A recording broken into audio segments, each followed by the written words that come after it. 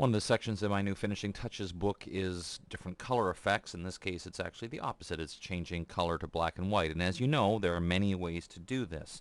Well, Katrine Eisman showed a really interesting technique at a Photoshop World class that I've adapted slightly, and it's a really interesting, I think, a really interesting way to convert color to black and white in a way that's very, very editable and flexible. Now, a lot of people, and I'm certainly one of them, have experimented with Channel Mixer.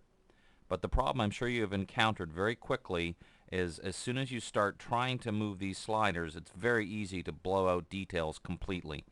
So the alternate method that Katrine suggested, that again I've kind of adapted in the book, is to use two adjustment layers. First, hue saturation to basically just remove the color.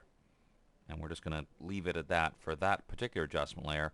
Then I'm going to go back to the background layer and add a second adjustment layer. Now, she used a different one. I preferred the results when I played around with color balance, because what this let me do was play, and there's definitely a lot of experimentation in this method, but the key is I can decide what I want to affect. So for example, I say let's first of all play with the shadows.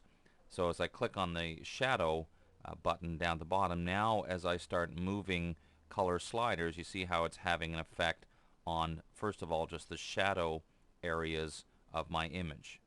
Then I can click on the highlights and do the same thing and decide where I want my highlights to go. And by doing it this way, while it is still certainly possible to get that kind of blowout highlight effect, it's a little more difficult now because of the way this particular technique works. So basically all you do is simply that. Now let's just look at the before. Here's the color one. Here's with just hue saturation, and here's with the color balance added in. It's just starting to tweak different areas.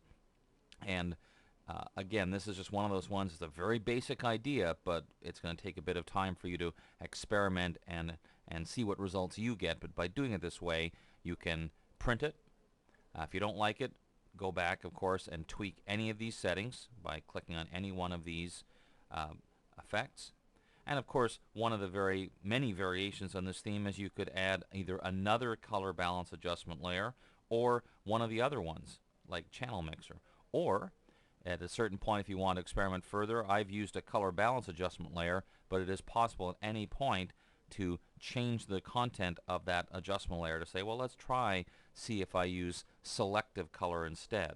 And then we can say I want to go into the reds part of the image and start adjusting. So it's a little bit different way to do it, but again, lots of different possibilities.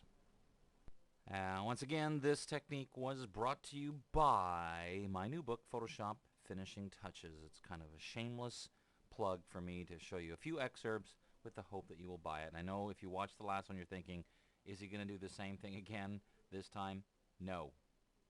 I'm Dave Cross. See you next time.